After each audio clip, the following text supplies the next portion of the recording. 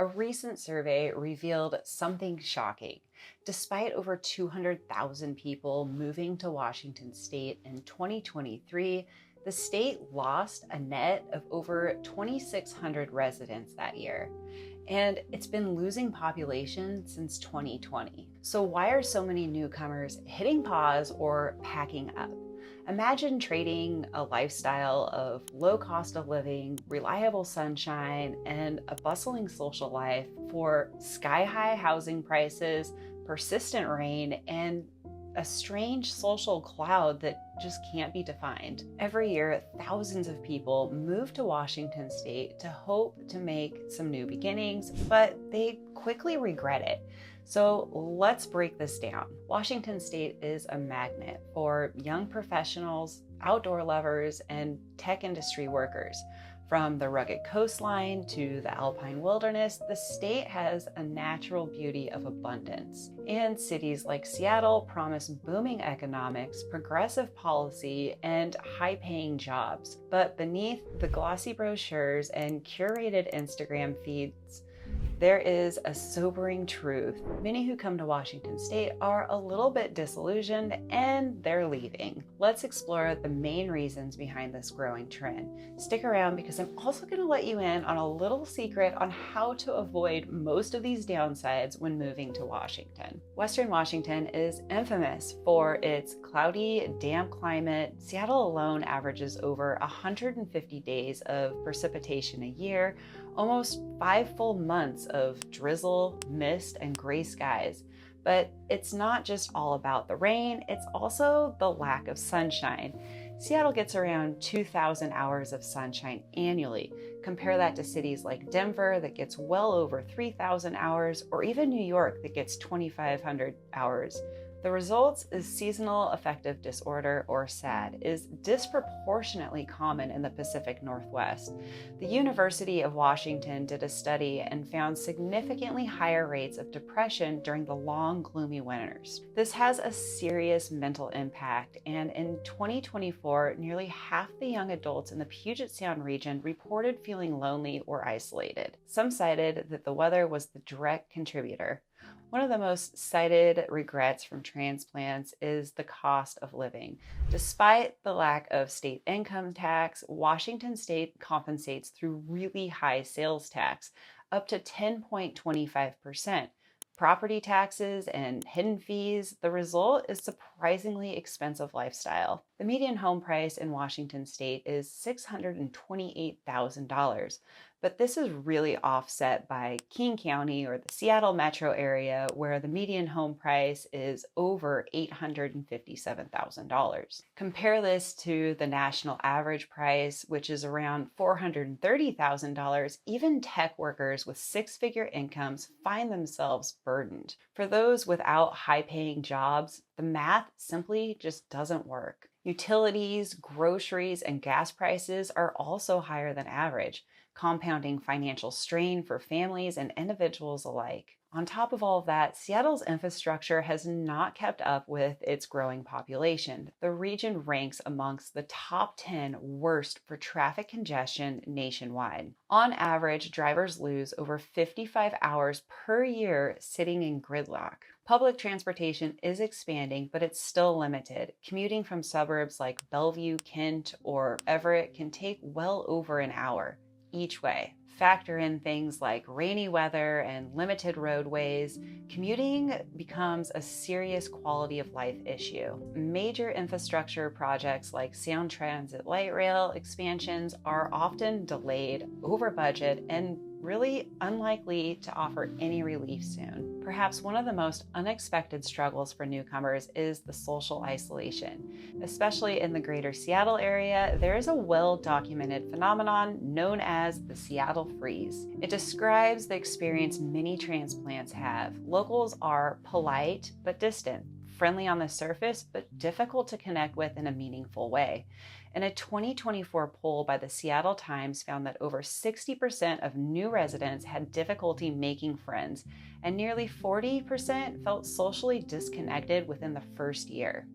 While many people do eventually make friends, the adjustment period can be long and lonely. Combine this with long winters and job stress, it's not for the faint of heart. The state's natural beauty comes at a cost. In eastern and central Washington, wildfire seasons have grown increasingly severe due to climate change. Spokane, Yakima, and other inland cities now face regular air quality issues during the summer months.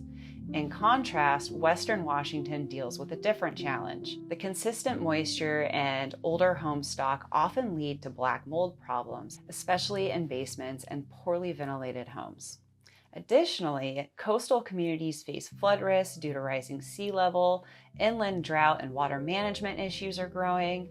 The Cascade Range includes active volcano risk. While these factors may seem abstract to outsiders, they are affecting property values, insurance costs, and public safety across the state. Major cities like Seattle and Tacoma are grappling with raising homelessness. In 2024, the number of unsheltered individuals exceeded 14,000 people in King County alone.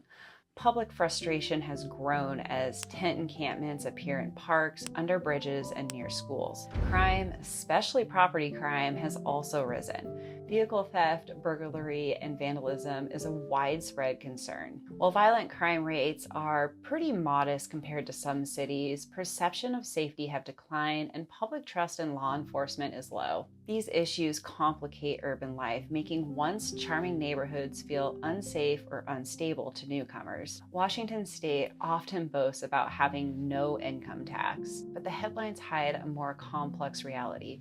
The state's reliance on regressive tax like sales tax, gas tax, and business and occupation tax means lower and middle class income residents carry a disproportionate burden. According to the Institute of Taxation and Economic Policy, Washington has one of the most regressive tax structures in the U.S.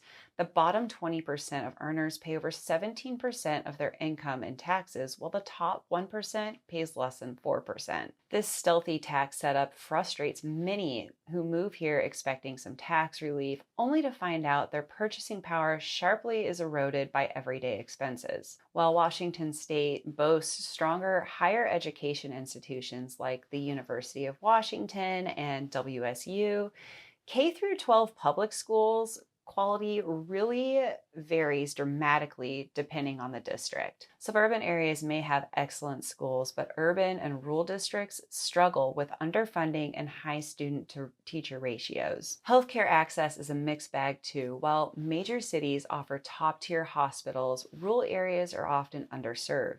Insurance premiums are also high, and network limitations frustrates newcomers from out of state. Washington State is the land of contrast. Its natural beauty is undeniable.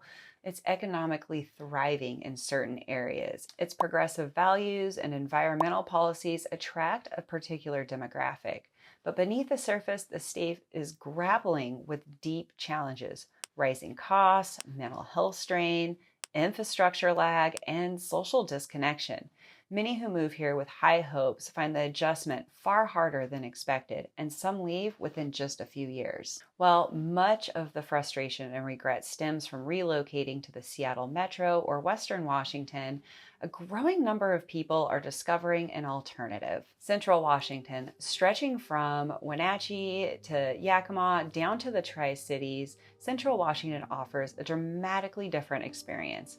With some compelling advantages, Central Washington sits in the rain shadow of the Cascade Mountains, meaning it gets far less precipitation than the western half of the state. Cities like Wenatchee average over 300 days of sunshine per year. Compare this to states like Arizona and Colorado. The climate appeals to those affected by the seasonal affective disorder, and retirees and remote workers seek for year-round sunshine. Families looking for outdoor recreation without the wet weather compared to Seattle, Central Washington is a great option. Compared to Seattle, Central Washington is significantly more affordable. The median home price in Wenatchee is just under $500,000, and you can still find new construction under that mark. Utility costs, groceries, and transportation are all generally more affordable due to lower demand, less congestion, lower tax rates, and hydropower. Central Washington offers a slower pace of life with wider roads and far less congestion. Commute times are usually under 20 minutes. There's room to breathe, and the outdoor access is almost immediate. Fishing, hiking, boating, and skiing are all minutes away. Unlike Seattle, you won't lose hours in traffic every week. For families and retirees especially, this makes a huge difference in lifestyle satisfaction. The region is a hub for Washington agriculture and viticulture. Apples, hops, cherries, and wine grapes dominate the local economy and contributes to a vibrant food and wine culture. Chelan and Walla Walla, for example, have gained national recognition for their wine tourism. This industry has also led to stable jobs in farming, logistics, food processing, a growing tourism economy, access to fresh, local, and affordable produce. Central Washington is slowly turning purple. For those who feel politically or culturally out of place in Western Washington, this part of the state might feel more aligned with your values. Community is often built around schools, churches, and civil organizations. Many newcomers report feeling welcome more quickly than in Seattle or Bellevue. If Western Washington feels too gray, too crowded, or too expensive, Central Washington presents a different type of promise. More sun, more space, and more affordability. While it does lack tech jobs and cultural density of Seattle, it does offer something arguably more sustainable: livability.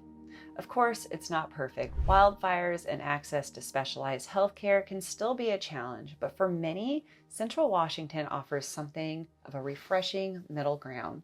Thank you for joining. I'm Amanda Dallman, your local Central Washington realtor, and I will see you next week.